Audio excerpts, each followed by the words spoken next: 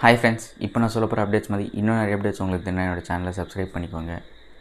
என்னடா இப்படி பண்ணுறீங்கடா gen Z kids, எதுவுமே பெர்மனெண்ட்டாகவே இருக்க விட மாட்டேங்கிறீங்களடா, எல்லாத்தையுமே மறந்துக்கிட்டே வரோம் நம்ம, இல்லை போய்கிட்டே இருக்குது, அப்படி தான் இருக்குது. என்னடான்னு யோசிக்கிறீங்களா? நம்ம டிவி சேனல்ஸ்லாம் அந்த டைம் பார்த்துருப்போம் இல்லையா, 90s அண்ட் ஏர்லி 2000s இந்த யூடியூப் ஃபேஸ்புக்கெலாம் இல்லாத டைம்.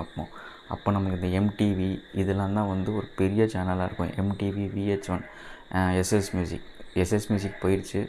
ஸோ எம்டிவி இப்போ பார்த்தீங்கன்னா எம்டிவியுமே வந்து December 31 அப்புறம் சேனலை ஸ்டாப் பண்ணுறாங்க. இது ஏன், என்ன ரீசன் கேட்குறப்போ, இந்த சேனலுக்கு இப்போ வியூவர்ஷிப் ரொம்ப கம்மியாகிட்டாங்க. ஏன்னா எல்லா வியூவர்ஸுமே இப்போ வந்து யூடியூப், ஸ்பாட்டிஃபை இந்த மாதிரி ப்ரிஃபர் பண்ணுறதுனால இந்த சேனலில் அவங்களால லாங் ரன் பண்ண முடியல அப்படின்னு சொல்லி இந்த சேனலை மூட போகிறாங்க. கேட்குறதுக்கு ரொம்ப கஷ்டமாக இருக்குது. ஏன்னா இந்த ஒரு சேனல் பார்த்திங்கன்னா நியர்லி 4 decades, அதாவது 40 வருஷமாக நடந்திருக்கு.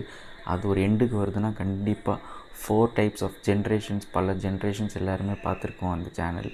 அப்படி இருக்கிறப்போ முடிய போதே, நம்ம ஓல்டு மெமரிஸ், நாஸ்டால்ஜியாலாம் முடிய போதே அப்படின்னு கேட்குறப்ப தான் கஷ்டமாக இருக்குது. உங்களுக்கும் ஏதாச்சும் ஃபீலிங்ஸாக இருந்துச்சுன்னா கமெண்ட் செக்ஷனில் போடுங்க, அதை நான் பார்த்து